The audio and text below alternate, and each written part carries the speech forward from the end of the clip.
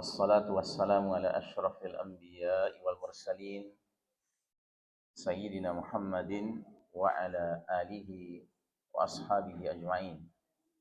Faqala Allah Ta'ala fi kitabihil karim, Ya ayyuhalladzina amanu taqullaha haqqa tuqatihi wa la tamutunna illa wa antum muslimun. Subhanaka la ilma lana illa ma 'allamtana innaka antal alimul hakim. Amma ba'd. Jamaah rahimakumullah, alhamdulillah pada pagi hari ini kembali kita bersyukur Allah pertemukan kita dalam majelis ilmu ini. Mudah-mudahan majelis kita ini termasuk yang Allah berkahi. Dan karenanya sebelum kita mulai, saya mengajak kita bersama-sama membaca doa yang memang disunnahkan Nabi kita dalam rangka thalabul ilmi. Untuk itu saya mohon agar diikuti saja. Allahumma anfa'ni bima 'allamtani wa 'allimni ma yanfa'uni wa zidni ilman walhamdulillahi ala kulli hal. Amin ya Rabb. Artinya, ya Allah, berilah kemanfaatan atas segala ilmu yang Kau ajarkan kepadaku. Berilah aku ilmu yang bermanfaat dan tambahkanlah ilmu kepadaku. Segala puji bagi Allah dalam setiap keadaan. Baik, saudara sekalian rahimakumullah, hari ini kajian Ma'rifatuz Zaman atau memahami kondisi zaman memasuki tema yang kelima dari 8 tema total yang insyaallah akan kita selesaikan satu persatu. Dan kali ini temanya adalah umat Islam laksana buih. Jadi untuk menyegarkan ingatan kita kembali sekaligus melihat keseluruhan serial Ma'rifatuz Zaman ini, ada 8 yang akan kita bicarakan dan sudah 4 selesai kita bicarakan. Hari ini kita masuk ke poin yang kelima. Jadi kita sudah membicarakan tentang babak paling kelam dalam sejarah umat Islam. Kemudian yang kedua, era di mana kaum muslimin mengekor kepada kaum Yahudi dan Nasrani, the Western Civilization, peradaban barat. Yang ketiga, era penuh fitnah seperti sepotong malam yang gelap gulita. Yang keempat, era di mana fenomena riddah atau kemurtadan merebak di tengah kaum muslimin. Dan hari ini kita membahas era di mana kaum muslimin dijadikan santapan yang diperebutkan oleh bangsa-bangsa lainnya. Atau kita juga bisa mengambil judul kaum muslimin laksana buih. Masih ada 3 lagi, insyaallah akan kita bahas pada waktu-waktu yang akan datang. Untuk pembahasan hari ini kita langsung lihat hadisnya. Nabi Muhammad SAW bersabda, Yushikul umamu an tada'a alaikum kama tada'al akalatu ila qas'atiha. Hampir-hampir bangsa-bangsa ghairul muslimin, selain kaum muslimin, memperebutkan kalian umat Islam layaknya memperebutkan makanan yang berada di mangkok. Faqala qailun wa min qillatin nahnu yawma idh. Maka seorang laki-laki bertanya, apakah kami waktu itu, kami umat Islam maksudnya, waktu itu berjumlah sedikit? Qala bal antum yawma idzin katsir walakinnakum ghutha'un ka ghutha'is sail. Bahkan jumlah kalian, kata Nabi, pada waktu itu sangatlah banyak. Namun kalian seperti buih di genangan air. Wala yanza'annallahu min suduri aduwikumul mahabata minkum. Sungguh Allah akan mencabut rasa takut musuh-musuh kepada kalian. Wala yaqdhifannallahu fi qulubikumul wahn. Dan akan Allah tanamkan ke dalam hati kalian al-wahn. Faqala qailun, ya Rasulullah wa mal wahnu. Maka seseorang langsung bertanya, ya Rasulullah, apa itu al-wahn? Qala hubbud dunya wa karahiyatul maut. Nabi menjawab, cinta dunia, dan takut atau benci akan kematian. Nah, jadi ini dalilnya ini, ya. Dan dalil ini tentunya termasuk di antara hadis-hadis min alamatis sa'ah, di antara tanda-tanda sudah dekatnya hari kiamat. Jadi 15 abad yang lalu Nabi sudah menyampaikan bahwa suatu ketika di akhir zaman jumlah umat ini akan banyak sekali, tetapi jumlah yang banyak itu tidak memberi pengaruh. Bahkan sekalipun jumlahnya banyak, tetapi menjadi rebutan dari bangsa-bangsa lain. Dan Nabi memberikan perumpamaan atau permisalan, laksana memperebutkan makanan yang berada di mangkok. Gitu. Ya, itulah gambaran umat Islam di akhir zaman, dan kita patut khawatir bahwa zaman yang dimaksud oleh Nabi itu justru zaman kita sekarang. Karena sejujurnya saja jumlah kita hari ini Masya Allah banyak sekali. Ya, umat Islam sedunia sekarang ada 2 miliar. Ya, 2.000 juta manusia. Itulah jumlah umat Islam sedunia. Tetapi pada saat yang sama kita menyaksikan bagaimana umat Islam itu seperti tidak berdaya menghadapi umat-umat lainnya yang mengambil manfaat justru dari kekayaan alam negeri-negeri kaum muslimin. Termasuk dari kekayaan SDM negeri kaum muslimin. Jadi bukan hanya SDA-nya saja, sumber daya alamnya, tapi sumber daya manusianya pun menjadi barang rebutan. Ya. Jadi nubuah Nabi Muhammad SAW di dalam hadis di atas jelas tampak kebenarannya pada masa kita dewasa ini. Berbagai bangsa ghairul muslimin artinya selain kaum muslimin, secara agresif dan tanpa ragu mengeksploitasi negeri-negeri kaum muslimin. Bukan saja SDA sumber daya alam, melainkan SDM sumber daya manusia negeri-negeri Islam dieksploitasi. Jadi kekayaan alam negeri-negeri kaum muslimin ini luar biasa. Termasuk Indonesia. Indonesia ini kekayaan alamnya sangat luar biasa. Bahkan salah satu sumber emas terbesar dunia itu adanya di negeri kita, yang kita kenal dengan wilayah atau perusahaan Freeport, yaitu di Irian. Ya. Ini termasuk sumber daya alam berupa emas yang terbesar di dunia. Tetapi kalau kita jujur menilai keadaannya, justru negeri ini tidak banyak mendapatkan keuntungan dari hadirnya sumber daya alam emas itu. Malah justru negara lain. Termasuk di Newmont misalnya, di Nusa Tenggara Barat ya. Itu kami pernah mengadakan acara di sana, diundang untuk berdakwah untuk karyawan-karyawan Newmont. Kemudian ketika semua rangkaian acara kegiatan dakwah sudah selesai, kami diajak mengadakan perjalanan meninjau tambang yang ada di sana, tambang di Newmont itu. Nah, ternyata tambang itu dalamnya luar biasa sekali karena sudah dikuras dan masih terus dikuras ya. Dan itu jumlah truk yang setiap hari mengambil bahan dari tanah di situ, itu jumlahnya ratusan.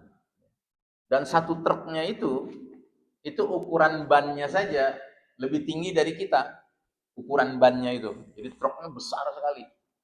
Saking besarnya truk itu, kalau kita naik mobil kijang misalnya, itu mobil kijang itu harus ada bendera yang tiangnya tinggi sekali supaya truk itu nggak melindas.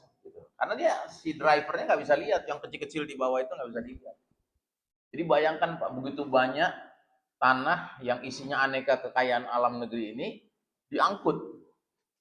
Dan yang lebih menyakitkan lagi, ternyata tanah-tanahnya itu diangkut ke luar negeri, Pak. Bukan kemudian diolah di negeri ini, ada perusahaan yang mengolah di negeri ini, tidak. Diangkut ke luar negeri. Nanti kita tinggal terima laporannya saja bahwa tanah yang sampai ke negeri tersebut diolah ada bahan ini, bahan ini, bahan ini. Nggak tahu kita jujur atau tidak itu laporannya. Jangan-jangan dikatakan bahannya yang banyak misalnya tembaga, padahal banyak emasnya, banyak platinumnya, barangkali uraniumnya bahkan, ya, atau nikelnya barangkali. Ya. Tapi yang jelas kita kayak penonton saja. Ya, karena apa ya? Karena memang sistem dunia sekarang adalah sistem yang mana negara-negara yang punya kekayaan, ya, kekayaan harta finansial itu bisa mengeksploitasi negara lain yang punya kekayaan alam. Ini sangat merugikan sebenarnya bagi negara yang punya kekayaan alam. Tetapi ya begitulah sistem dunia sekarang. Ya, sistem di mana terjadi eksploitasi satu negara terhadap negara lain. Apalagi kalau kemudian yang jadi penguasa di negara yang kaya alamnya itu bisa dijadikan peranannya sebagai makelar, ya, bagi negara yang ingin membeli kekayaan alam itu. Ya. Dan inilah yang realitasnya terjadi. Uniknya lagi, berbagai sumber daya alam yang mahal harganya itu sebagian besar tersebarnya di alam negeri-negeri kaum muslimin, negeri-negeri yang penduduknya mayoritas muslimin. Itu uniknya. Jadi Allah Ta'ala memang memberikan sebenarnya kekayaan alam itu kepada negeri-negeri di mana banyak orang yang bersujud rukuk kepada Allah Subhanahu wa taala. Cuman sayangnya di negeri-negeri tersebut SDM-nya tidak memiliki kecakapan untuk bisa mengolahnya, dan yang lebih mencelakakan lagi adalah yang menjadi pemimpin di negeri-negeri tersebut yang mempunyai mentalitas maklar. Itu loh, Pak. Ya. Paham ya maksud saya? Yang paham paham, yang belum paham nanti lama-lama paham lah ya. Nah, jadi makanya saya sering mengingatkan bahwa kita ini pada dasarnya belum benar-benar memiliki yang namanya pemimpin. Karena kalau pemimpin itu memainkan peranan yang semestinya dia mainkan, di dalam bahasa hadis Nabi itu kan, pemimpin kaum muslimin itu adalah semacam perisai. Dia yang melindungi kepentingan umat ini. Ya, tetapi banyak pemimpin sekarang justru mentalitasnya mentalitas maklar. Ya, bagaimana dengan posisi dia menjabat jadi pemimpin, dia bisa dapat untung sebesar-besarnya. Gitu. Baik, nah jadi yang dieksploitasi dari negeri-negeri kaum muslimin bukan hanya sumber daya alamnya, tapi juga SDM-nya. Makanya sekarang di negeri-negeri Islam, negeri kaum muslimin, sumber daya manusianya sekalipun secara formal mereka katakanlah menyebut dirinya umat Islam, kaum muslimin, tapi tidak melulu memiliki komitmen keislaman. Jadi dirinya sebagai pribadi, sebagai manusia, sebagai sumber daya manusia tidak senantiasa digunakan untuk izzal Islam wal muslimin, kemuliaan Islam dan kaum muslimin. Tetapi seringkali ya lagi-lagi nggak jauh beda dengan pemimpin penguasanya. Mentalnya mental maklar juga. Yang penting dirinya itu selamat. Yang penting dirinya mendapatkan benefit, worldly benefits, ya, keuntungan duniawi sebanyak-banyaknya. Tapi dia tidak berpikir bagaimana dirinya bisa berperan dalam rangka meninggikan kemuliaan Islam dan kaum muslimin. Nah, jadi pertanyaan besarnya, mengapa hal seperti ini dapat terjadi dan terus berlangsung hingga saat ini dan entah sampai kapan? Hal ini dapat terjadi dikarenakan kualitas umat Islam di masa kini tidak mencerminkan kuantitasnya. Sekalipun jumlahnya mayoritas, namun kualitasnya, mutunya bak minoritas, laksana minoritas. Ya.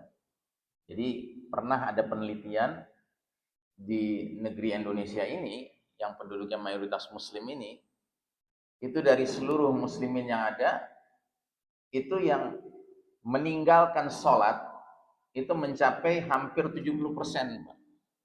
Meninggalkan sholat 5 waktu itu hampir 70%, jadi 68% kalau nggak salah. Begitu juga yang bisa baca Al-Quran Itu nggak lebih dari 30% yang bisa baca Al-Quran. Ya bayangkan. Jadi jumlah kita ini sekarang ini katakanlah 85% dari seluruh populasi negeri Indonesia ini. Negeri Indonesia sekarang jumlah populasinya sekitar 280 juta. Jadi kalau 85%, berapa itu Pak? 85% dari 280 juta. Mungkin sekitar 250 juta ya.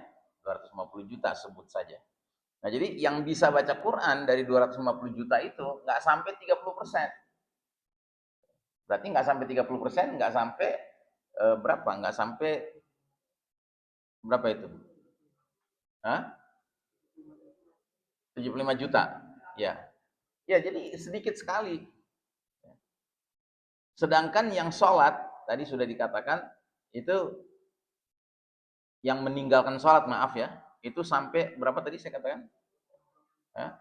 68%. Ya, bayangkan. Mengerikan sekali.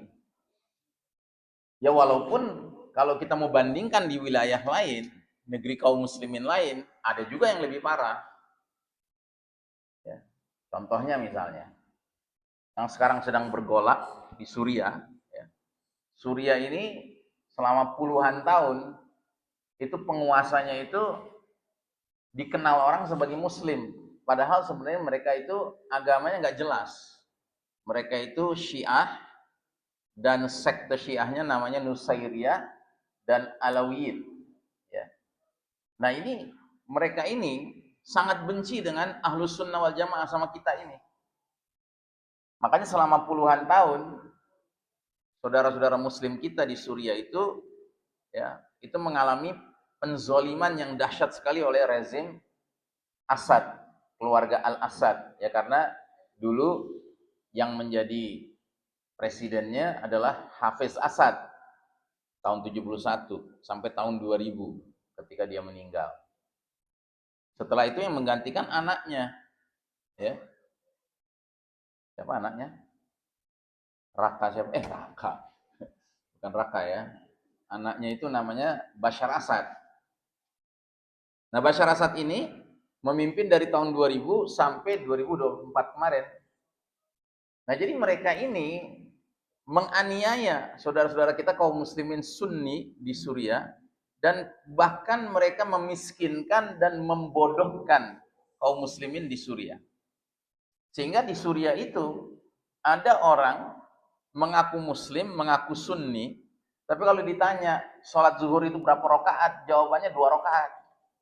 Itu. Saking bodohnya, Pak. Saking bodohnya.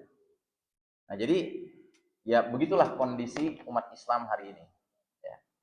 Di negeri ini parah dalam hal jumlah orang yang sholat atau yang tidak sholat itu hampir mencapai 70%. Jumlah yang bisa baca Quran hanya mencapai hampir 30% saja.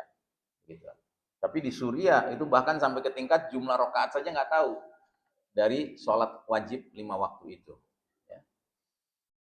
Nah jadi saudara sekalian rahimakumullah, kualitas umat Islam di masa kini tidak mencerminkan kuantitasnya. Kuantitasnya banyak sekali, tapi kualitasnya tidak mencerminkan seperti itu. Makanya pernah juga ada dialog antara seorang pengamat barat dengan seorang ulama, ya ulama dari Arab ya, nggak disebutkan dari negara mana. Itu ditanya si pengamat barat ini, dia bilang, bukankah di dalam kitab suci kalian umat Islam yang namanya Al-Quran itu banyak janji-janji Tuhan kalian bahwa umat Islam itu akan meraih kemenangan, akan meraih kejayaan, akan berada pada posisi yang mulia begitu. Maka dijawab sama ulama ini, ya, oh enggak begitu. Janji Allah bukan kepada umat Islam, tapi janji Allah kepada kaum beriman, kepada mukminin, bukan kepada muslimin. Kalau Allah tidak menjanjikan ya janji-janji kemuliaan, kejayaan, ya, dan seterusnya. Tapi janji Allah itu kepada kaum mukminin, ya. Salah satu contoh misalnya dalam surat Ali Imran ayat 139. Allah Ta'ala berfirman, "Wala tahinu wala tahzanu wa antumul a'launa in kuntum mu'minin. Ya. Janganlah kalian merasa hina dan janganlah kalian bersedih hati. Padahal kalian adalah orang-orang yang tertinggi derajatnya di sisi Allah jika kalian benar-benar beriman. Ya, jadi bukan in kuntum muslimin, tetapi in kuntum mu'minin. Jadi Allah akan menjamin seorang mukmin itu tidak akan punya perasaan hina dirinya. Tidak mungkin bersedih hati menghadapi problem-problem dunia ini. Ya. Bahkan dia akan punya keyakinan bahwa dirinya ini tinggi derajatnya di sisi Allah Ta'ala, tapi dengan syarat jika iman itu menyala di dalam dirinya. Tapi kalau iman nggak menyala, sekedar mengaku muslim, ya masih mungkin untuk mengalami perasaan hina, ya masih mungkin mengalami sedih hati menghadapi problem-problem dunia, dan masih mungkin memiliki inferiority complex, ya kompleks atau penyakit merasa diri itu rendah begitu, ya. Nah, tapi kalau memang kumpulan orang yang beriman itu dia jiwanya luar biasa. Nah, ini yang sering dikatakan, pernah dikatakan, dijawab oleh seorang ulama ketika dipertanyakan oleh seorang pengamat barat bukan muslim tapi membaca Quran. Jadi dia bilang, enggak, janji Allah tidak berlaku bagi muslimin, tetapi berlaku bagi mukminin. Nah, disinilah kemudian tugas kita adalah bagaimana kita mengangkat posisi kita dari sekedar menjadi muslim agar menjadi mukmin. Ini tugas kita sehari-hari. Tiap hari kita perlu mengangkat derajat kita dari sekedar muslim menjadi mukmin. Ya. Atau misalnya kita lihat surat Hujurat. Di surat Al-Hujurat itu ada ayat bunyinya wa qalatil a'rabu amanna. Ya, ayat berapa itu? Tolong dicek. Ayat 14 atau 15 ya. Tolong dilihat. Qalatil a'rabu amanna. Itu surat Al-Hujurat ayat 14 atau 15? Kayaknya 14 ya kayaknya, atau 13. Ayat berapa?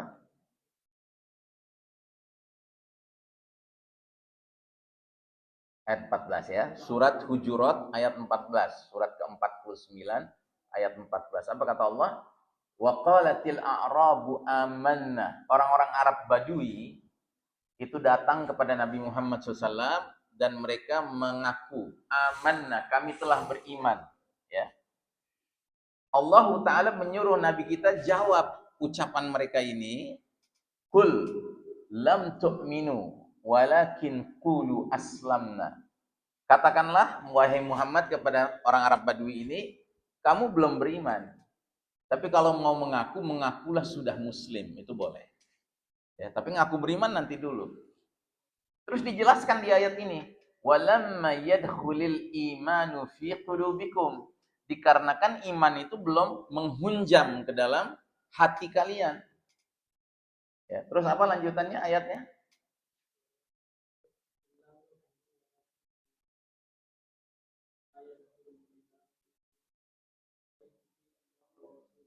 Wa in tuti'u la yalitkum. Nah ya, wa in tuti'ullaha wa rasulahu la yalitkum min a'malikum syai'a. Ya, jadi lanjutannya kata Nabi, ya, jangan kalian mengaku beriman, tapi kalau mengaku, ngakulah muslim. Karena iman itu belum menghunjam ke dalam hati kalian. Nah, jika kalian mentaati Allah dan mentaati Rasul, ya, niscaya Allah tidak akan menyia-nyiakan amalmu barang sedikit pun. Jadi artinya apa? Artinya salah satu bahagian dari upaya merubah posisi dari mengaku muslim menjadi mengaku mukmin adalah memperbanyak ketaatan kepada Allah dan kepada Rasul. Itu jalannya seperti itu. Ya. Jadi Nabi Muhammad SAW melukiskan kondisi umat Islam yang banyak tetapi tidak berkualitas ini, kuantitas banyak tetapi kualitasnya bermasalah. Ini Nabi menggunakan kalimat perumpamaan, ya, laksana buih di genangan air. Kalau dalam hadisnya tadi, bagaimana kata Nabi? Guthaun ka gutha'is sail. akan tetapi kalian laksana buih di genangan air. Ya. Jadi kalau kita perhatikan buih di genangan air, cirinya apa? Ciri buih itu ada 3. Pertama, buih itu tidak berbobot. Ya, ringan kan? Tidak berbobot, ringan buih itu. Terus yang kedua, cirinya tidak berisi. Jadi kalau kita ambil buih misalnya, jadi misalnya kita ke pantai ya, ada ombak berjatuh gitu, ombak jatuh kan banyak buihnya tuh. Kita ambil gitu, kita remas gitu, ya kan? Begitu kita remas, ada isinya nggak? Kosong dia. Kita remas, ya kan? Sampai begini kita remas gitu, nggak ada isinya. Kosong dia, tidak berisi. Terus yang ketiga, ciri dari buih itu apa? Asal ikut arus. Buih itu bergerak berdasarkan gerak airnya, ya kan? Kalau airnya ke kanan, ya buihnya ikut ke kanan. Airnya ke kiri, ikut buihnya ke kiri, begitu. Nah, ini 3 ciri dari buih. Jadi Nabi menggambarkan akan tiba suatu masa di mana kalian ini diperebutkan bangsa-bangsa lain, ghairul muslimin, laksana makanan di dalam mangkok. Sahabat nanya, loh, memangnya karena waktu itu kita jumlahnya sedikit? Karena bayangan dia kalau sampai bangsa-bangsa lain memperebutkan kita kan dikeroyok, berarti kan dikeroyok kan. Di mana-mana kalau ada pihak yang mengeroyok dengan pihak yang dikeroyok, mana yang lebih banyak? Yang mengeroyok gitu. Dan yang dikeroyok seringkali cuma 1 orang atau 2 orang, yang mengeroyok misalnya 15 orang begitu kan. Tapi ternyata anehnya ketika ditanya, apakah karena jumlah kami sedikit, kok bisa sih kita diperlakukan kayak makanan di mangkok, diperebutkan gitu. Ya bayangan dia kan dikeroyok kan. Berarti yang dikeroyok tuh sedikit jumlahnya. Tiba-tiba Nabi bilang, "Oh enggak. Ya antum katsir, kalian banyak waktu itu. Walakinnakum ghutsa'un ka ghutsa'is sail." Cuma problemanya kalian ya laksana buih di atas genangan air. Tidak berbobot, ya, tidak berisi, dan asal ikut arus.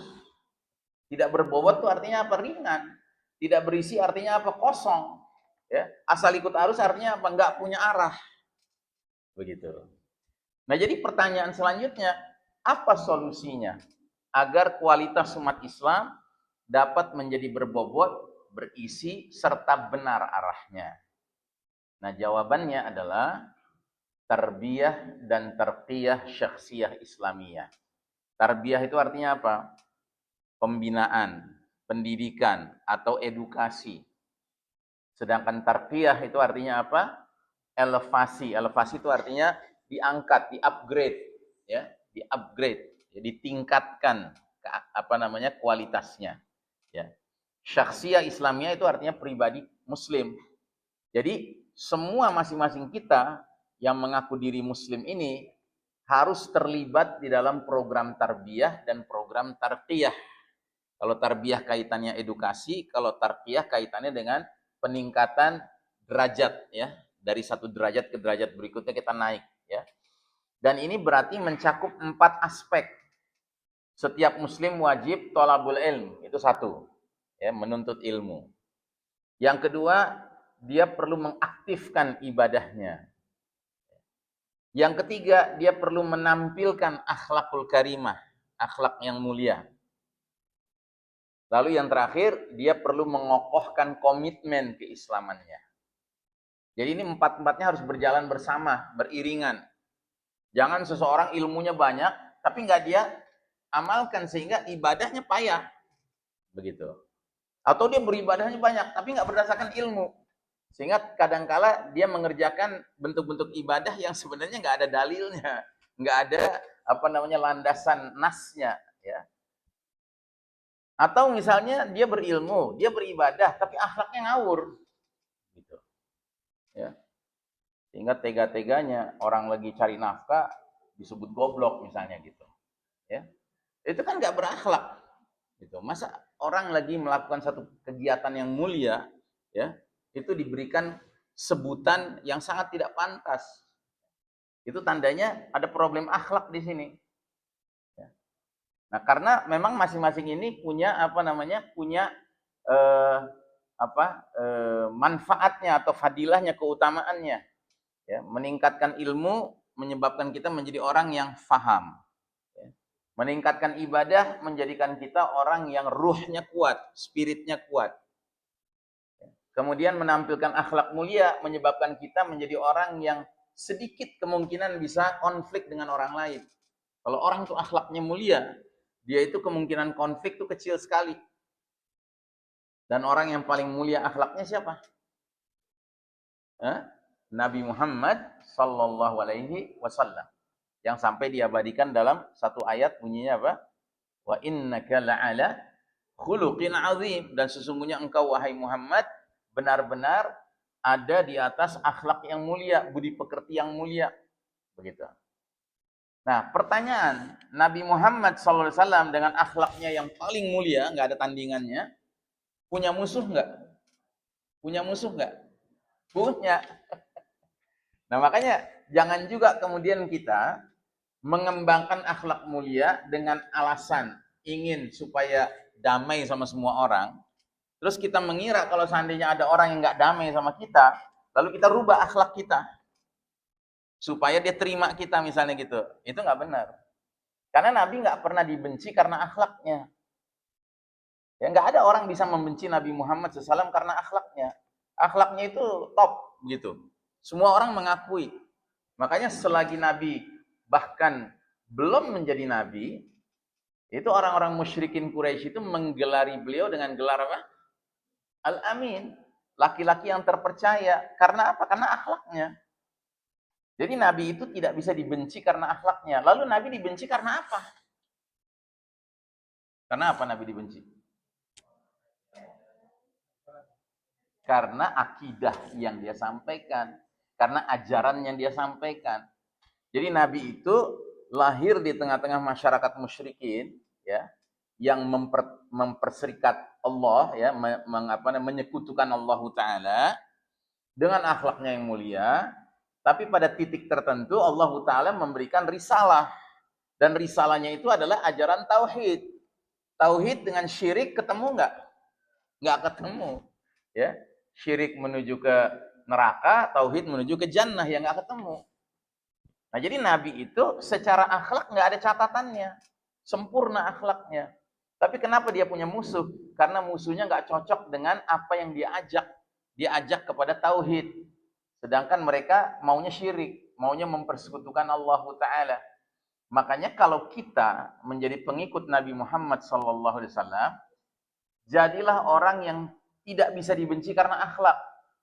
Tapi bersiap-siaplah dibenci orang karena akidah. Kalau sampai kita dibenci karena akhlak kita yang belepetan, yang salah siapa? Yang salah kita, gitu loh, ya. Jadi jangan dengan alasan merasa dirinya sudah orang istimewa gitu kan, apa aja kelakuan dia harus dibenarkan, nggak bisa begitu. Karena apa? Karena Nabi akhlaknya sempurna, nggak ada orang yang bisa mencela Nabi dari segi akhlak. Tapi Nabi tetap punya musuh. Kenapa dimusuhi? Karena akidahnya, mereka nggak cocok dengan akidah itu. Nah, kita pun harus demikian, Pak. Jangan membiarkan diri kita menjadi seorang yang dimusuhi orang lain karena akhlak kita yang nggak beres. Tapi kalau kita dimusuhi karena akidah, sementara kita sudah berusaha menampilkan akhlak mulia, ya memang sudah semestinya begitu. Itu namanya mengikuti jejak langkah Nabi Muhammad Sallallahu Alaihi Wasallam. Nah, jadi menuntut ilmu kaitannya supaya kita paham. Mengaktifkan ibadah kaitannya supaya kita punya ruh yang stabil, ya, ruh yang terkendali. Ya. Ingat, Allah kan mengatakan, melalui zikrullah itulah kita merasakan yang namanya itmi'nanil qalb, ya, ketentraman hati, ya, kestabilan batin, kestabilan ruhiyah, kestabilan spiritual, ya. Nah, sedangkan akhlak kaitannya dengan hubungan baik sama manusia sebanyak-banyaknya. Walaupun pada titik tertentu bisa saja manusia memusuhi kita, tapi jangan karena akhlak. Kita rela dimusuhi karena akidah, tapi kita nggak rela dimusuhi karena akhlak. Kalau kita dimusuhi karena akhlak, tandanya akhlak kita bermasalah. Ya. Baik. Terus yang keempat, yang sangat penting sudah barang tentu adalah mengokohkan komitmen keislaman. Artinya, kalau ada orang ilmunya banyak, ibadahnya rajin, akhlaknya juga mulia, tapi ternyata nggak jelas dia mau komitmen kemana gitu, ya. Dia diajak sama orang komunis, ikut komunis. Dia diajak sama orang liberalis, ikut liberalis. Dia diajak sama orang berpaham demokrasi, ikut demokrasi. Dia nggak punya sensitivitas bahwa demokrasi itu ternyata masalah juga. Gitu. Nah, tapi kalau komitmen keislamannya terjaga, maka ilmu, ibadah, dan akhlak yang dia miliki ini jelas arahnya. Gitu. Karena kaitan komitmen ini kaitan dengan menghindari diri menjadi buih yang asal ikut air kemana geraknya. Gitu. Karena buih tadi kan cirinya kan tidak berbobot, tidak berisi, dan tidak jelas arahnya. Nah, jadi dengan kita punya ilmu, ibadah, dan akhlak, kita jadi kumpulan orang-orang yang berbobot, ada bobotnya, diperhitungkan, ada isinya, ya, nggak kosong. Tapi dengan punya komitmen keislaman, kita punya kejelasan arah, tujuan, begitu. Ya, karena kalau kita nggak punya arah dan tujuan, kita jadi barang mainan orang lain, Pak. Ya, barang mainan ajaran-ajaran lain, ya. Nah, kemudian untuk merubah kondisi umat ini, Allah Ta'ala mengajarkan kita satu formula di surat Ar-Ra'd ayat 11. Formulanya berbunyi, innallaha la yughayyiru ma biqaumin hatta yughayyiru ma bi anfusihim. Sesungguhnya Allah tidak akan mengubah keadaan suatu kaum, suatu kumpulan manusia sebelum kaum tersebut mengubah keadaan diri mereka sendiri. Ya, di sini ada kata-kata anfusihim. Anfusihim itu dari kata nafas. Nafas itu artinya individu, diri. Ya, jadi anfusihim itu diri-diri mereka. Allah tidak akan mengubah sekumpulan manusia sebelum tiap-tiap diri merubah keadaannya masing-masing. Ya, jadi perubahan itu dimulai dari mana? Dari pribadi. Jangan kita balik, Pak. Jangan kita hanya mau berubah kalau sistemnya sudah berubah baru kita berubah, ya. Itu namanya kita tergantung kepada sistem. Kita kan sekarang di bawah sistem yang nggak beres ini. Sistem dunia sekarang kan sistem sekuler, sistem materialisme, ya. Masa kita nunggu sistemnya berubah baru kita berubah? Ya enggak. Ya kalau kita mau merubah sistem, kita harus mulai dengan kita rubah diri kita masing-masing. Karena pada dasarnya perubahan keseluruhan itu terjadi dari perubahan individu demi individu satu persatu.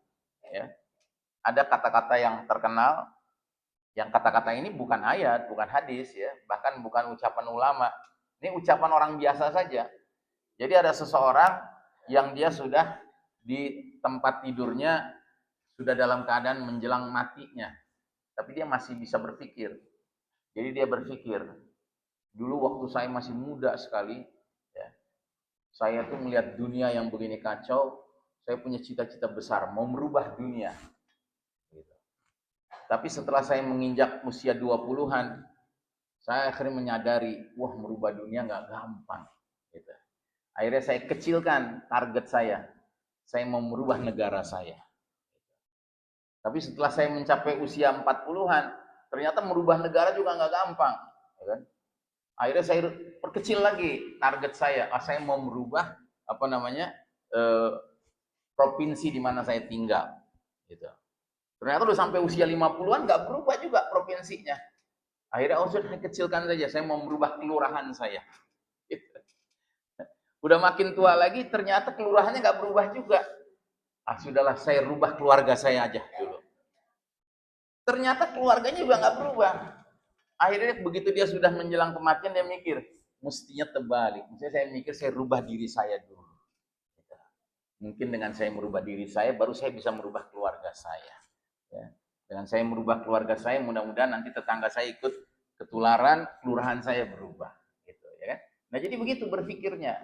Jangan kita berpikirnya merubah yang sistemnya, supaya nanti kita nunggu kalau sistem udah berubah baru kita berubah. Ya nggak begitu. Ya. Islam mengajarkan kita lewat ayat ini bahwa sesungguhnya perubahan itu, ya, tergantung kepada diri masing-masing, ya. Ya termasuk mereka-mereka yang bermimpi sekali 5 tahun dengan cok nyoblos aja bisa berubah gitu. Oh, berubah semua gitu, ya kan? Mimpi-mimpi yang nggak ada habisnya, ya. Yang padahal semua itu ngabisin duit udah pasti. Ya, triliunan duit habis, ya. Sementara setelah diganti juga ya nggak banyak beda. Nggak banyak beda, karena memang intinya bukan di situ perubahannya di kita, ya. Nah jadi saudara sekalian rahimakumullah, Setiap orang yang kuat imannya, maka setan, musuh kita, akan kerdil di hadapan dia, akan kecil di hadapan si orang yang kuat imannya ini. Sebagaimana disebutkan dalam sebuah hadis, innal mu'mina la yumdiya syayatinahu kama yumdiya ahadukum ba'irahu fis safar. Sesungguhnya orang beriman, orang mukmin akan menundukkan setan-setannya sebagaimana salah seorang di antara kalian menundukkan ontaknya ketika dalam safar, ketika dalam perjalanan. Jadi kita kalau naik kendaraan hewan ya, baik itu kuda, baik itu onta ya, kalau kita nggak punya kemampuan mengendalikan ya hewan itu, bisa-bisa kita yang terpental, ya, kita bisa-bisa kita yang jatuh ya. Karena apa? Karena hewan itu tidak terkendali. Nah, begitulah Nabi memberikan perumpamaan. Orang yang kuat imannya itu, maka dia ya, mampu menundukkan setan-setannya seperti mana seorang pengendara unta ya, bisa menundukkan untanya ketika dalam perjalanan, dalam safar. Ya. Dan di dalam sejarah Islam yang mulia ini, banyak contoh-contoh sosok-sosok yang imannya kuat itu, yang sampai-sampai disabdakan oleh Nabi dalam hadis-hadis mulia beliau. Salah satunya adalah Rasulullah sallallahu alaihi wasallam bersabda, "Inni la anzuru ila syayatinil insi wal jinni qad farru min Umar." Sungguh aku melihat setan dari kalangan manusia dan jin itu lari dari sahabat Umar bin Khattab radhiyallahu anhu. Jadi Umar bin Khattab itu imannya sedemikian kuat sehingga Nabi itu bisa melihat kalau ada setan dari kalangan jin maupun dari kalangan manusia, itu ngelihat Umar bin Khattab itu kabur mereka. Nggak berani dekat-dekat sama Umar bin Khattab. Ya. Ada lagi riwayat yang lain menyebutkan ya, bahwa Umar bin Khattab itu saking kuatnya imannya, ya, itu kalau jalan di satu jalan, ya, terus setan ada, gitu, setan lu milih jalan yang lain, nggak berani lewat jalan yang sama dengan Umar ya. Ini kalau nggak salah hadisnya nih. Ya. Walladzi nafsi biyadihi ma laqiyaka syaitanu qat salikan fajjan illa salaka fajjan ghaira fajjika. Rasulullah sallallahu alaihi wasallam bersabda kepada Umar bin Khattab radhiyallahu anhu, demi yang jiwaku ada dalam genggaman Allah taala, syaitan tidaklah menemui engkau Umar sama sekali ketika engkau melewati satu jalan, melainkan syaitan kala itu mencari jalan lain selain jalanmu. Gitu. Jadi syaitan tuh lebih baik ngeles saja dari Umar deh. Ya, jadi boro-boro ngegodain Umar, Pak. Boro-boro ngegangguin Umar. Boro-boro mengajak Umar melakukan kejahatan. Ya. Bahkan syaitan udah ngeliat Umar, syaitan tuh lari. Itulah kualitas sahabatnya. Sahabat tuh imannya sedemikian rupa sehingga jangankan syaitan mengganggu, bahkan syaitan itu takut dengan sahabat, khususnya sahabat Umar bin Khattab. Ya. Kan lain dengan kita zaman sekarang, Pak. Kalau zaman sekarang 5 orang laki-laki muslim jalan di kuburan malam Jumat gitu kan. Terus tiba-tiba ada suara dari kuburan gitu kan, 5-limanya lari gitu. Padahal mereka mengaku beriman. Jadi justru setannya yang bisa menyebabkan orang-orang yang mengaku beriman ini kabur. Ya kalau dulu setan yang kabur karena menyaksikan Umar bin Khattab. Nah, jadi contoh-contoh seperti ini dalam sejarah Islam itu banyak sekali. Dan kita perlu mengambil contoh-contoh ini untuk menjadi ibrah, menjadi kaca untuk kita bisa introspeksi diri. Saya akan menjelaskan beberapa contoh-contoh lain. Misalnya kisah seorang sahabat namanya Rabi' bin Amir radhiyallahu an yang ditugaskan seorang diri untuk menemui panglima Persia yang namanya Rustum. Dan Rustum ini dia adalah panglima pasukan Persia yang terkenal legendaris dan ditakuti ya, saking dia itu terkenal berwibawa ya, jadi dia tuh ditakuti. Nah, Rabi' bin Amir ditugaskan untuk mengadakan pertemuan, pembicaraan dengan panglima Persia ini, dan dia ditugaskan untuk berangkat sendiri. Dia berangkat sendiri naik kuda. Jadi di dalam perjalanannya itu dia menembus padang pasir.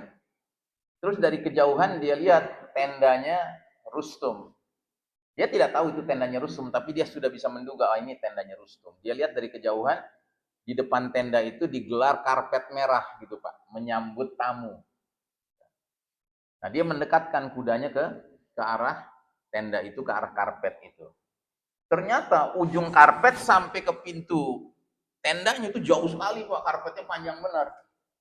Sehingga Rif'i berpikir, kalau saya menghormati karpet ini dengan cara saya turun dari kuda, jalan ya kan, wah lelah sekali.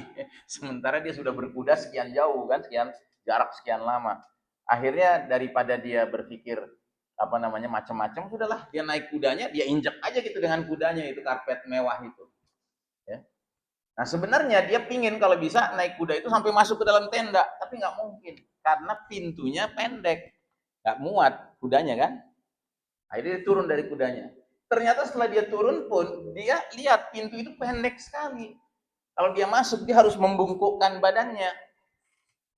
Dan dia mengatakan dalam dirinya, nggak dibenarkan seorang mukmin itu ruku membungkukkan badan kecuali kepada Allah Subhanahu wa taala. Pinter juga ini si Persia musyrikin ini menyuruh saya untuk ruku di hadapan mereka gitu. Maka apa yang dia lakukan? Dia kelilingi tenda itu cari pintu lain. Nggak ketemu Pak. Wah ini satu-satunya pintu ya kan. Tapi dia nggak kehabisan akal Pak. Akhirnya dia masuk lewat pintu yang pendek itu dengan posisi membungkuk, tapi masuknya mundur. Gitu, ya. Jadi bisa Anda bayangkan, di dalam Rustum yang sudah menanti-nanti dapat penghormatan, akhirnya dapat apa yang lebih pantas bagi orang musyrik, penyembah api, berhala api, ya kan? Gitu. Jadi udah 1-0 nih, udah 1-0, ya kan? Nah begitu dia sudah masuk, dia berdiri, tegap, dia lihat satu pemandangan. Ada seorang laki-laki di tengah-tengah sedang bertelekan santai di atas sofa, kursi panjang. Yang lain semua berdiri di sekeliling dia, megang tombak, berdirinya tegak. Yakin Rib'i bin Amir bahwa Rustum itu pasti yang di tengah, ya kan? Dan yang di sekelilingnya siapa? Pengawal-pengawalnya. Cuman kan di zaman itu nggak ada Facebook. Ya, jadi orang nggak tahu Rustum tampangnya kayak apa. Sehingga dengan tenangnya Rib'i nanya sama yang berdiri di samping dia yang megang tombak. Hal anta Rustum, kamu Rustumnya, gitu kan? Dia menggelengkan kepala, lah katanya bukan. Dia tanya ke sebelahnya lagi, au anta Rustum, atau barangkali kamu Rustum. Yang sebelahnya lagi juga gelengkan kepala. Dia mau tanya yang ketiga, Rustum udah hilang kesabaran. Langsung dia berdiri, si Rustumnya, langsung dia bilang, ana Rustum, mada turid ya Arab. Akulah Rustum, apa yang kau inginkan wahai Arab?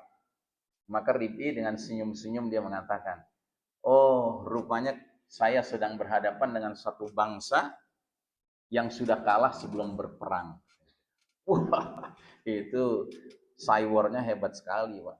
Ya. Dari mana kamu bisa menyimpulkan begitu? Dari fakta ini katanya. Rupanya kalian ini saling menyembah satu sama lain katanya. Nah, memangnya kamu membawa apa, pesan apa? Adapun kami, nah dia jelaskan, nahnu qaumun ibta'athanallahu linukhrijan nas min ibadatil ibad li ibadati rabbil ibad. Kami ini adalah satu kaum yang diutus Allah untuk mengeluarkan manusia dari penghambaan kepada sesama hamba untuk hanya menghamba kepada Rabb segenap hamba. Masya Allah. Ya. Jadi kita ini ajarannya la ilaha illallah. Yang kita hamba cuma satu, Allah Ta'ala. Nggak ada saling menyembah. Sekalipun dia pimpinan kita, sekalipun dia panglima perang, kita adalah prajurit, tetap kita harus mensikapi dia sebagai manusia biasa. Begitu, ya. Jadi kita agak lompat sedikit ya. Kenapa di Suriah ini ketika pihak perlawanan berhasil menjatuhkan rezim Bashar Assad, umat Islam sedunia bergembira ria, bersyukur, senang. Karena Bashar Assad ini waktu menjadi pemimpin Suriah, dia itu memaksa rakyat Suriah untuk mengucapkan kata-kata la ilaha illa Bashar. Bayangkan Pak, tidak ada Tuhan selain Bashar Assad. Jadi dia mempertuhan dirinya, persis seperti siapa? Firaun, ya.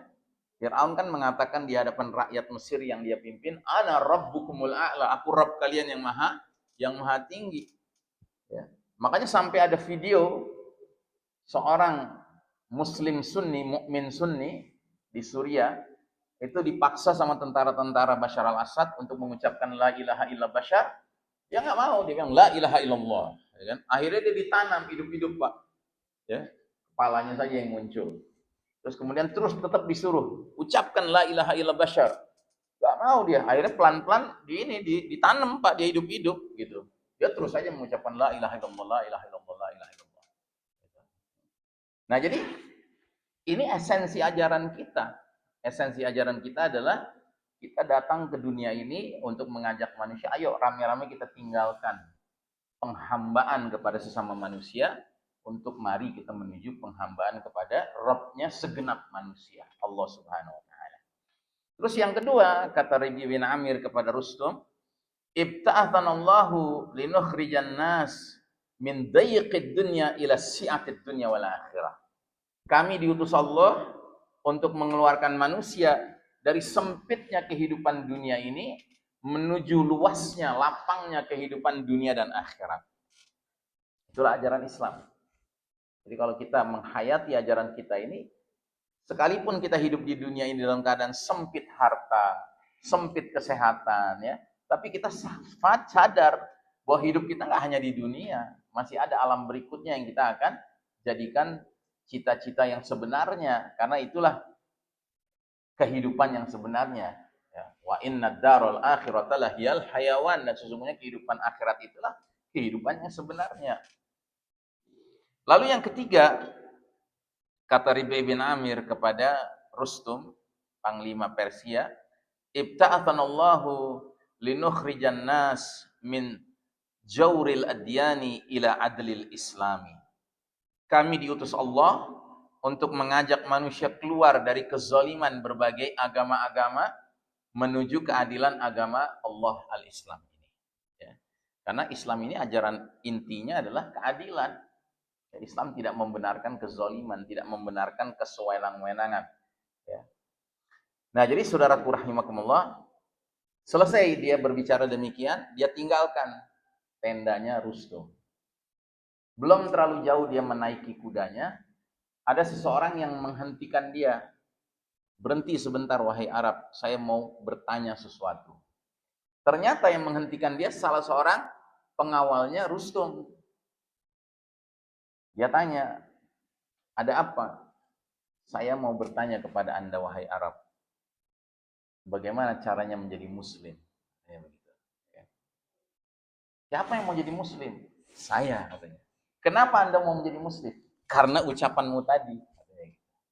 Masih dikerjain juga sama Rib'i bin Amir. Ditanya, kamu udah minta izin belum sama Rustum kamu masuk Islam? Apa jawaban dia?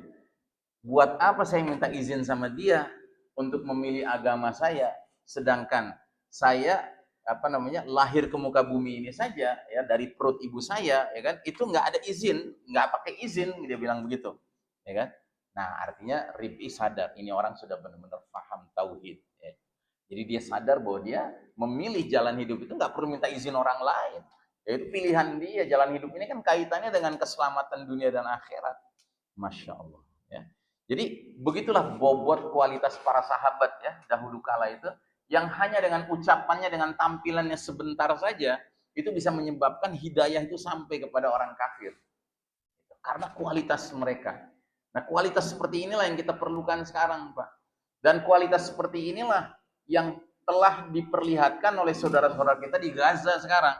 Saudara kita di Gaza ini rumah udah hancur, keluarga udah pada syahid, kehausan, kelaparan, ya, nggak ada obat-obatan, nggak ada tempat tinggal, ya, sekolah sudah hancur, masjid sudah hancur, rumah sakit sudah hancur, tapi mereka tetap mengucapkan hasbunallah wa ni'mal wakil.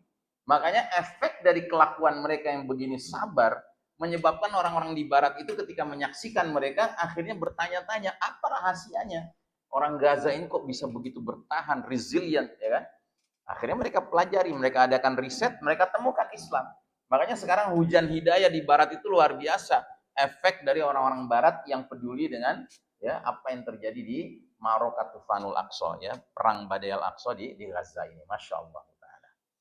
Baik, yang selanjutnya kisah Al-Khansa binti Amr, ya, yang sering digelari sebagai ibu para syuhada. Ya.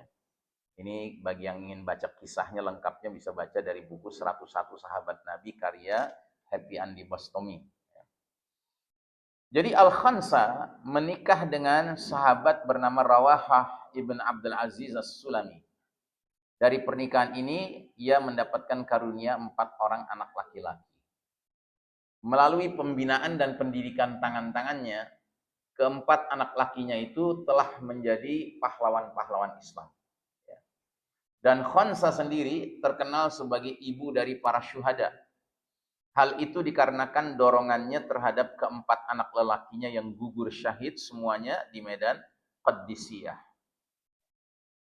Sebelum peperangan dimulai, terjadilah perdebatan sengit di rumah Al-Khansa. Di antara keempat putranya, saling berebut kesempatan mengenai siapakah yang akan ikut berperang melawan tentara Persia di Qaddisiyah, dan siapakah yang harus tinggal di rumah bersama ibunda mereka. Empat-empatnya saling menunjuk, saling dorong-dorongan, ya kan? Ya kamu tinggal jagain ibu gitu. Kamu tinggal jagain ibu. Kenapa? Karena dia pengen berangkat jihad, dia pengen mati syahid, begitu. Jadi keempatnya saling menunjuk kepada yang lainnya untuk tinggal di rumah. Masing-masing ingin turut berjuang melawan musuh fisabilillah. Rupanya perdebatan mereka akhirnya terdengar oleh ibunda mereka Al-Khansa.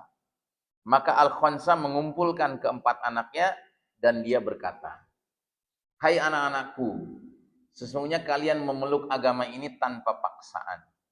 Kalian hijrah dengan kehendak kalian sendiri.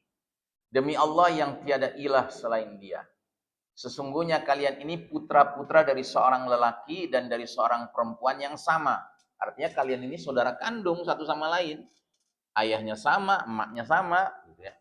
Tidak pantas bagiku mengkhianati ayah kalian, atau membuat malu paman kalian, atau mencoreng arang di kening keluarga kalian. Jika kalian telah melihat perang, sing-singkanlah lengan baju dan berangkatlah. Majulah paling depan, niscaya kalian akan memperoleh pahala di akhirat, negeri keabadian, Darul Khuld. Ya.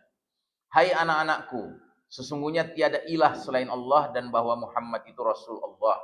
Inilah kebenaran sejati.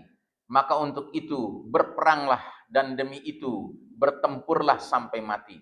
Hai anak-anakku, carilah maut, niscaya Allah akan anugerahkan kehidupan kepada kalian. Ya. Nah, para pemuda itu pun keluar menuju medan perang. Jadi ternyata Al-Khansa ini sebagai ibu dari 4 anak ini ingin mengatakan kepada mereka semua, kalian gak usah ribut mempermasalahkan siapa yang jaga ibu. Ibu bisa ngurus diri sendiri. Kalian pergi aja semua, ya. Karena itu menjadi kebanggaan ibunya kalau mereka pergi berperang di jalan Allah Subhanahu wa taala. Maka mereka pun pergi dan mereka berjuang mati-matian melawan musuh. Sehingga banyak musuh yang terbunuh di tangan mereka. Akhirnya nyawa mereka sendiri juga tercabut dari tubuh-tubuh mereka. Ketika ibunda mereka Al-Khansa mendengar kematian anak-anaknya dan kesyahidan semuanya, jadi nggak ada satupun yang tersisa yang hidup ya, sedikit pun Al-Khansa tidak merasa sedih dan kaget. Bahkan dia berkata, Alhamdulillah, segala puji bagi Allah yang telah memuliakanku dengan syahidnya putra-putraku. Semoga Allah segera memanggilku dan berkenan mempertemukan aku dengan putra-putraku dalam naungan rahmatnya yang kokoh di surganya yang luas. Masya Allah ta'ala. Ya. Nah itulah orang beriman. Ya. Jadi nggak lakinya, nggak perempuannya, ya mentalitasnya itu mentalitas baja, Pak. Ya, begitulah para pendahulu kita mencontohkan bagaimana dengan izzal Islam, dengan izzal iman, ya kemuliaan Islam, kemuliaan iman, ya mereka menjadi sosok-sosok yang luar biasa. Ada lagi satu contoh, yaitu kisah tentang sahabat Abdullah ibn Rawahah yang dikenal dengan sang penyair Rasulullah sallallahu alaihi wasallam. Ketika dia bertempur sebagai seorang prajurit, Ibnu Rawahah menerjang ke muka dan ke belakang, ke kiri dan ke kanan tanpa ragu-ragu. Sekarang setelah menjadi panglima seluruh pasukan yang akan dimintai tanggung jawabnya atas hidup mati pasukannya demi membela agama Islam. Jadi suatu ketika Ibnu Rawahah ini akhirnya berangkat tidak sekedar sebagai prajurit biasa, tapi dia ditempatkan sebagai komandan nomor 3. Jadi komandan itu ada komandan pertama, ya dia yang memimpin. Kalau ternyata dia menemui kematian, syahid, diganti komandan kedua. Kalau yang ini syahid juga, diganti sama komandan ketiga. Nah dia ditunjuk sebagai komandan ketiga. Ya. Ketika melihat kehebatan tentara musuh yaitu Romawi, seolah terlintas rasa kecut, rasa takut dan ragu-ragu dalam dirinya. Maka itu hanya sekejap. Kemudian dia bangkitkan seluruh semangat dan kekuatannya serta melenyapkan semua kekhawatiran dari dirinya sambil dia berkata, "Aku telah bersumpah wahai diri maju ke medan laga. Tapi kenapa kulihat kamu menolak surga? Wahai diri, bila engkau tidak tewas terbunuh, engkau pasti akan mati juga. Inilah kematian sejati yang sejak lama engkau nanti-nantikan. Tibalah waktunya apa yang kamu idam-idamkan selama ini. Jika kau ikuti jejak keduanya, itulah kesatria sejati." Keduanya itu siapa? Kedua sahabatnya Zaid dan Ja'far yang telah mendahuluinya gugur sebagai syuhada. Zaid itu komandan pertama, syahid. Diganti komandan kedua Ja'far, syahid juga. Nah berarti dia sekarang jadi komandan kan? Begitu. Nah jika kamu berbuat seperti yang kedua itu, itulah kesatria sejati. Dia lagi bicara sama dirinya sendiri ini. Dia pun maju menyerbu orang-orang Romawi dengan tabahnya. Kalau tidaklah takdir Allah yang menentukan bahwa hari itu adalah saat janjinya akan menuju ke jannah, niscaya Abdullah ibn Rawaha akan terus menebas musuh dengan pedangnya hingga dapat menewaskan sejumlah besar dari pihak musuh. Tetapi waktu keberangkatan sudah tiba. Yang memberitahukan awal perjalanannya pulang ke hadirat Allah, maka naiklah ruhnya sebagai seorang yang mati syahid. Ya. Masya Allah ta'ala. Nah jadi saudara sekalian rahimakumullah, ini contoh-contoh konkret ya para sosok-sosok mukminin di zaman yang lalu yang mereka ini benar-benar memiliki ya bobot, ada isinya dan jelas arah dan tujuannya. Jadi mereka tidak seperti genangan air atau buih di atas genangan air yang tidak berbobot, tidak ada isinya dan selalu harusnya ya ikut arah dari gerak air saja. Ini tidak. Ini punya kejelasan arah dan ada bobotnya ya serta ada isinya. Ya mudah-mudahan dengan apa yang kami sampaikan hari ini Allah mengajak kita atau membimbing kita tidak menjadi bagian dari umat Islam yang laksana buih, tapi kita menjadi kumpulan orang-orang mukmin yang sejati yang mudah-mudahan bisa turut mengajak yang lainnya untuk ikut menjadi mukmin berikut-berikutnya. Demikian wassallallahu ala nabiyyina Muhammadin wa ala alihi wa sahbihi ajmain walhamdulillahi rabbil alamin. Wassalamualaikum warahmatullahi wabarakatuh.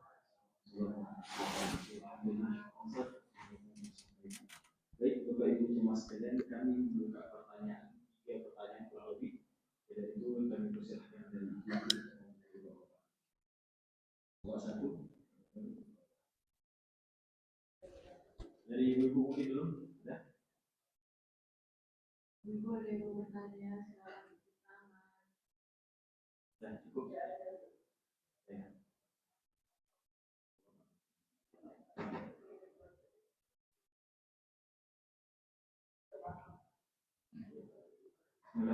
Assalamualaikum warahmatullahi wabarakatuh. Waalaikumsalam. Terima kasih atas ilmunya Ustaz. Langsung aja terkait ini mungkin menanggapi sekaligus juga minta tanggapan dari Ustaz terkait tadi yang pertama tentang survei yang meninggalkan sholat itu kan katakan 68%. Nah perkara selanjutnya adalah yang nggak meninggalkan sholat artinya kan berapa? 32 ya? 32. Nah, dari 32 ini berapa yang mengerti sholat gitu kan? Yang paham sholat, yang karena iman sholat itu kan masalah gitu kan? Karena apa gitu? Karena ya kita tahu lah ya pendidikan kita sholat ini lebih ke teknis gitu kan? Gimana tata cara sholat, gimana teknis lah gitu kan? Sedangkan zaman dahulu iman dulu gitu kan? Iman dulu. Jadi ketika mereka sholat itu benar-benar karena benar-benar takwa gitu. Ya itulah kenapa kayak misalnya kita dapati mualaf-mualaf sekarang itu lebih istilahnya keislaman daripada kita gitu. Karena kita emang kayaknya belajar dari teknis gitu kan. Jadi itulah yang pertama. Jadi itu masalah gitu kan buat kita. Nah, yang kedua terkait tadi yang meningkatkan kualitas muslimin gitu kan dengan apa yang tadi kita sebagai apa namanya bagaikan buih gitu kan. Kalau istilah medsosnya sekarang tuh kalau yang tadi apa terbawa arus, kalau di medsos tuh jadi terbawa algoritma gitu, kita ngikut gitu kan, ada buzzer gini ngikut, jadi tergantung algoritma. Nah, jadi PR-nya ini gimana Ustaz yang tadi masalah konkret, karena gimana ya, karena masalah kita itu kalau sering kita lihat di medsos, apa namanya, hilang kepakaran gitu, bahkan sarjana-sarjana aja istilahnya sekedar formalitas gitu kan, makanya ada sampai ada keluar buku sarjana kertas gitu kan, saking udah gimana gitu, jadi yang kuliah aja gitu udah nggak bisa dipakar gitu, potensinya rendah gitu, apalagi yang nggak sampai mengajak pendidikan yang tinggi gitu. Nah, itu yang pertama ya. Kemudian juga masalah bahwa Rasulullah itu memotivasi umatnya gitu kan, bahwa idza matal ibnu adam in qata'a amaluhu illa min salat gitu kan, kalau anak Adam manusia itu meninggal wafat, maka terputus amalnya kecuali tiga. Salah satunya itu ilmu yang bermanfaat. Nah, dari situ kan beliau memotivasi untuk adanya kaderisasi gitu. Nah, ini yang PR mungkin dari kita, karena istilahnya sekarang anak muda gitu kan, anak muda banyak yang jadi generasi generasi sandwich gitu, mereka kerja juga jadi menanggung keluarganya. Di satu sisi gitu kan, banyak istilahnya orang-orang tua yang udah banyak pengalamannya, banyak ilmunya, nggak ada semangat buat kaderisasi gitu, nggak ada semangat buat mewariskan ilmunya, karena tadi padahal Rasulullah memotivasi bahwa ilmu amalan yang akan bermanfaat yang tidak terputus, salah satunya adalah ilmu yang bermanfaat. Ini mungkin gimana terkait biar ketemu nih gitu kan, karena uh, sayang gitu kan, kayak misalnya saya baru tinggal di sini kurang dari sebulan gitu kan, kurang dari sebulan, maksudnya lihat oh ini rumahnya besar besar gitu kan, bukan dari hartanya, tapi mereka ini pasti orang-orang hebat gitu kan. Nah, ini harusnya ketemu nih sama anak muda yang orang pengalaman, orang ilmu, nah bisa jadi di kader gitu. Nah itu loh, jadi harus ketemu nih, karena ya dulu Rasulullah gitu gitu kan, motivasi dengan ilmu yang itu gitu.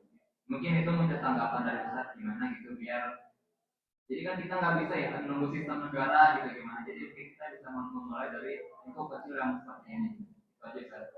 Oh. Jadi 3 pertanyaannya ya. Ya, 3 ya pertanyaannya. Baik, pertanyaan pertama, saudara kita ini bertanya,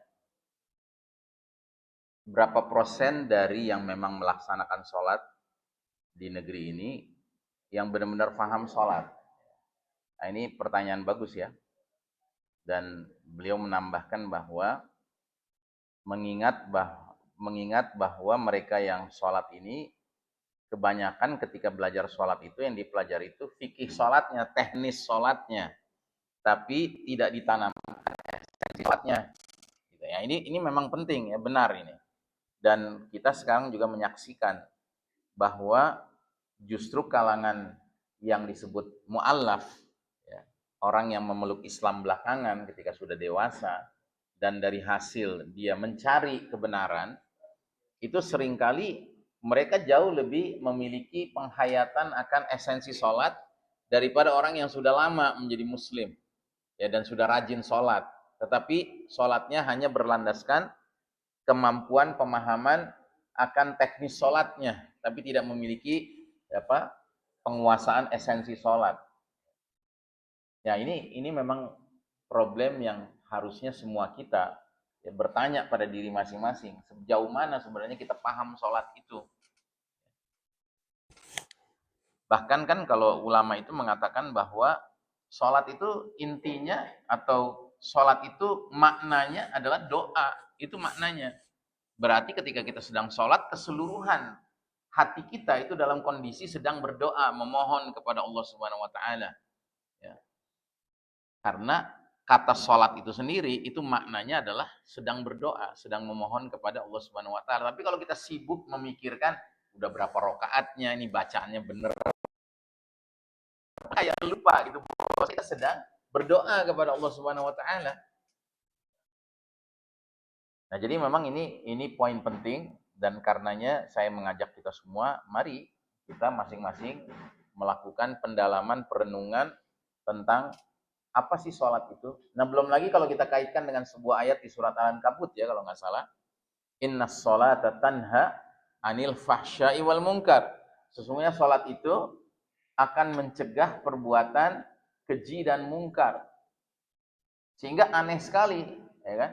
Kalau ada orang terkena wabah penyakit STMJ, sholat terus maksiat jalan, kan aneh itu, ya kan? Padahal sholat itu pencegah perbuatan keji dan apa? Dan kemungkaran. Nah, tapi kok ada orang sholat rajin, tapi maksiat jalan gitu, rajin juga maksiatnya.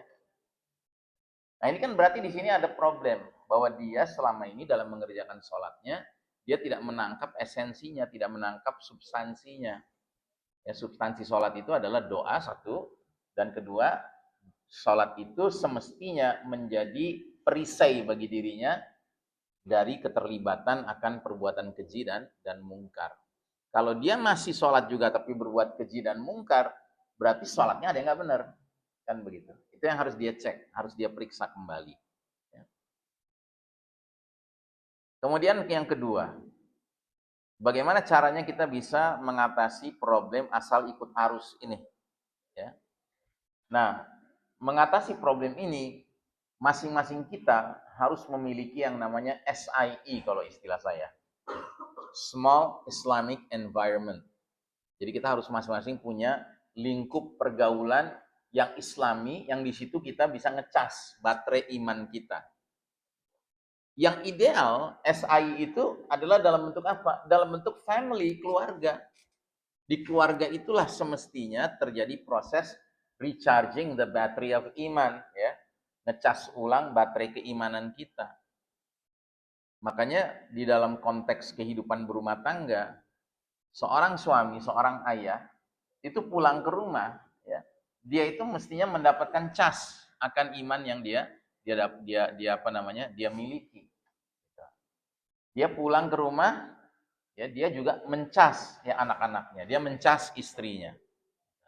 Ya karena apa? Karena disitulah semestinya ya laboratorium paling awal di mana kita bisa membangun yang namanya SIE tadi, Small Islamic Environment. Tapi bisa jadi katakanlah seseorang itu posisinya bukan kepala keluarga, dia anggota keluarga, dia anak.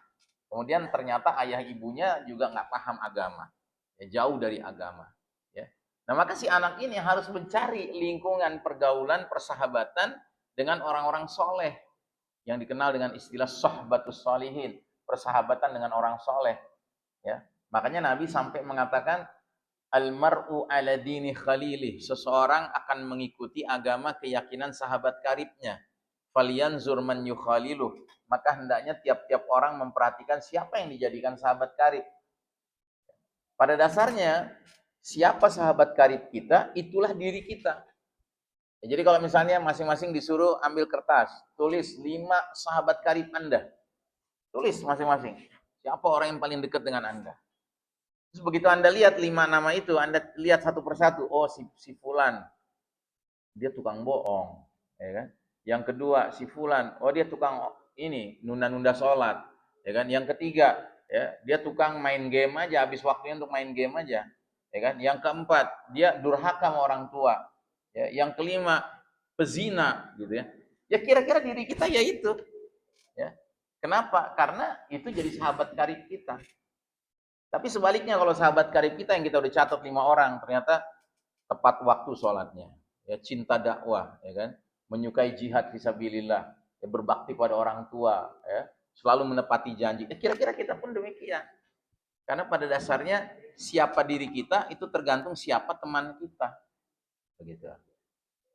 Makanya Nabi sampai mengeluarkan satu hadis tentang efek dari seorang penguasa dikelilingi sama orang-orang buruk, ya kan? Itu sampai keluar itu hadisnya tuh, ya. Mudah-mudahan nggak menyinggung siapapun di sini, tapi hadisnya ada. Nabi bilang di akhir zaman nanti akan muncul penguasa-penguasa yang dikelilingi orang-orang yang buruk. Maka di zaman itu, kalau kalian ketemu zaman itu, hindari menjadi 4 profesi. Hindari jadi penasehat dari penguasa itu. Hindari jadi bendaharanya. Hindari jadi penarik pajaknya. Dan hindari jadi polisinya. Gitu. Ya. Karena apa? Karena kalau penguasa dikelilingi orang-orang buruk, ya kan, pasti efek kebijakan-kebijakan itu buruk semua. Ya. Nah, jadi ini kira-kira hal yang bisa membuat kita keluar dari arus yang ada.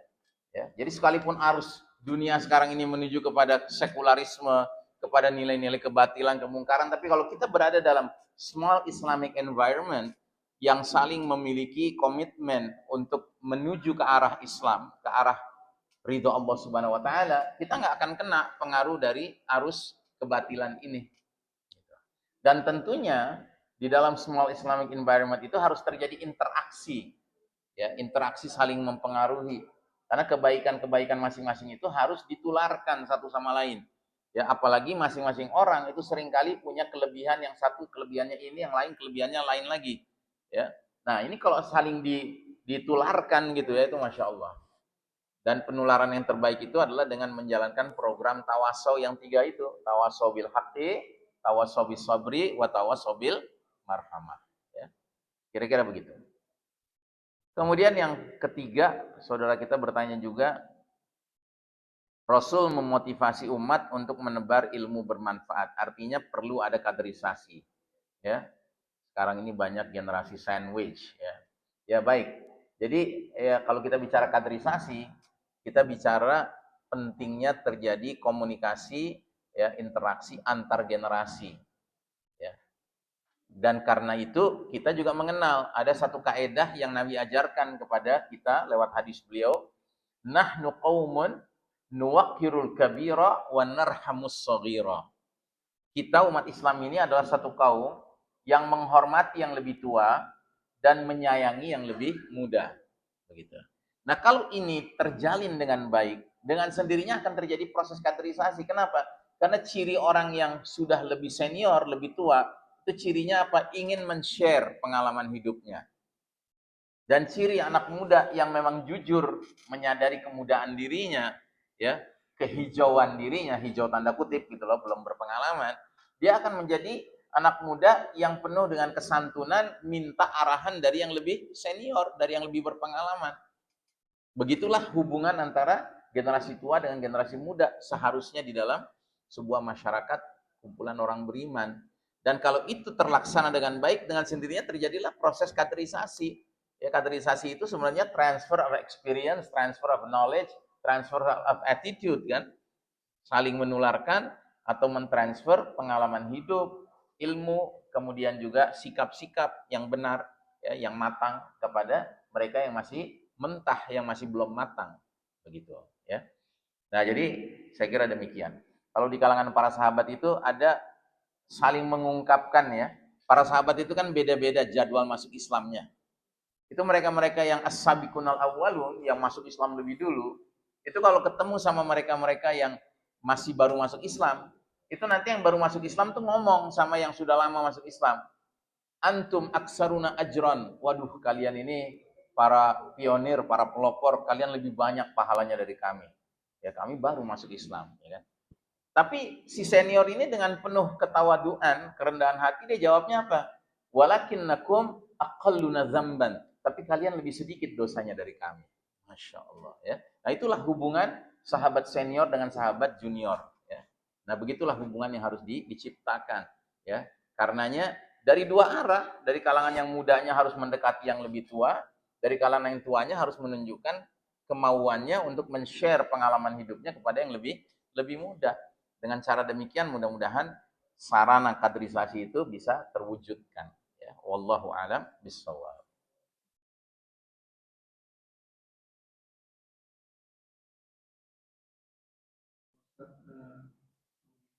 Waalaikumsalam. Tadi kan Pak Ustaz menjelaskan bahwa untuk apa menjadi muslim yang berkualitas yang jadi supaya tidak seperti buih di lautan itu, salah satunya adalah perubahan di diri masing-masing itu, berarti merubah keluarga, surat akhlak dan seterusnya.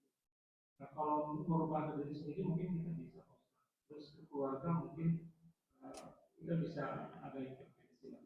Kalau kita bisa lebih luas lagi ke tangga agama itu, ada caranya nggak Ustaz? Jadi kita, Ya. supaya kalau misalnya Pak Ustaz mungkin ada bisa supaya menjadi perubahan yang lebih luas lagi sendiri. Waalaikumsalam. Ya, di sini sebenarnya kuncinya ya, adalah masjid. Itu kuncinya. Ya, karena masjid itu bisa dikatakan merupakan bukan saja tempat beribadahnya kaum muslimin, tapi dia merupakan tempat berhimpunnya ya kepala-kepala keluarga, bahkan anggota-anggota keluarga di lingkungan dari masjid itu. Ya. Jadi istilahnya kita nggak usah terikat dengan batas-batas kelurahan, tapi kita terikatnya dengan masjidnya. Jadi masjid itu menjadi basis untuk perubahan pada skala yang lebih luas dari sekedar keluarga. Begitu. Dan karenanya perlu ada yang namanya ya musyawarah-musyawarah komunikasi antar kepala keluarga di dalam masjid. Begitu. Jadi idealnya pengurus masjid pun harus menyadari bahwa masjid ini bukan sekedar tempat ibadah, tapi tempat untuk memperbaiki, merekonstruksi masyarakat menjadi masyarakat yang semakin berkualitas begitu. Ya, itu yang paling ideal seperti itu. Jadi kalau kita lihat di negeri kita itu sempat ada satu wilayah tertentu yang memang menjadikan masjid itu semacam basis perubahan masyarakat, yaitu wilayah Aceh. Ya, Aceh itu dari dulu, dari zaman penjajahan, itu yang namanya segala strategi berperang lawan penjajah itu dibuatnya di masjid. Begitu. Ya, dan di masjid itulah terjadi proses merajut ya hubungan hati dari semua anggota masyarakat yang ada di sekitar masjid itu. Jadi idealnya memang masjid yang menjadi ininya, apa namanya? Sentral pengikat hubungan sekaligus sentral pendorong untuk terjadinya peningkatan kualitas nilai masyarakat itu. Ya, insya Allah. Saya kira seperti itu. Baik, alhamdulillah telah selesailah kajian kita pada pagi hari ini. Kita cukupkan kajian kita pada pagi hari ini dengan doa yang kedua Ustaz kita. Baik jamaah sekalian rahimakumullah, alhamdulillah kita sudah menyelesaikan kaji kita pada kesempatan kali ini. Mudah-mudahan Allah terima dan Allah berkahi majelis kita. Untuk itu mari kita tutup dengan sama-sama berdoa. Kita awali dengan surat Al-Fatihah. Auzubillahi minasyaitonir rajim. Alhamdulillah rabbil alamin. Maliki yaumiddin. Ghairil maghdubi alaihim. Alhamdulillah rabbil alamin. Hamdan yuwafi ni'amahu wa yukafi mazidah. Ya Rabbana lakal hamdu kama yanbaghi li jalali wajhika wa 'azimi sultanik. Allahumma salli ala Muhammadin wa ala alihi wa sahbihi ajma'in. Allahumma ighfir lil muslimin wal muslimat wal mu'minina wal mu'minat al ahya'i minhum wal amwat ya sami'un qaribun mujibud da'wat ya qadiyal hajat. Rabbana ighfir lana wa li ikhwanina alladhina sabaquna bil iman wa la taj'al fi qulubina ghillan lil ladzina amanu rabbana innaka ra'ufur rahim. اللهم اغفر لنا ولوالدينا وارحمهم كما ربونا صغارا ربنا هب لنا من ازواجنا وذرياتنا قرة اعين واجعلنا للمتقين اماما اللهم اعز الاسلام والمسلمين اللهم اذل الشرك والمشركين اللهم انصر المسلمين المظلومين المستضعفين في كل مكان وفي كل زمان اللهم انصر اخواننا المسلمين المظلومين المستضعفين في غزة فلسطين اللهم انصر اخواننا المجاهدين في سبيل الله في غزة فلسطين على أعدائك أعداء الدين اليهود الحاقدين الظالمين اللهم انصر إخواننا المجاهدين في سوريا في إقامة الدولة الإسلامية هناك يا رب اللهم حرر مسجد الأقصى اللهم أعيد مسجد الأقصى إلى رحاب المسلمين اللهم أكرمنا بالصلاة في مسجد الأقصى قبل الممات اللهم اجعلنا من الذين يحررون مسجد الأقصى وبيت المقدس اللهم إنا نعوذ بك من عذاب جهنم ومن عذاب القبر ومن فتنة المحيا والممات ومن شر فتنة المسيح الدجال ربنا آتنا في الدنيا حسنة وفي الآخرة حسنة وقنا عذاب النار سبحان ربك رب العزة عما يصفون والسلام على المرسلين والحمد لله رب العالمين.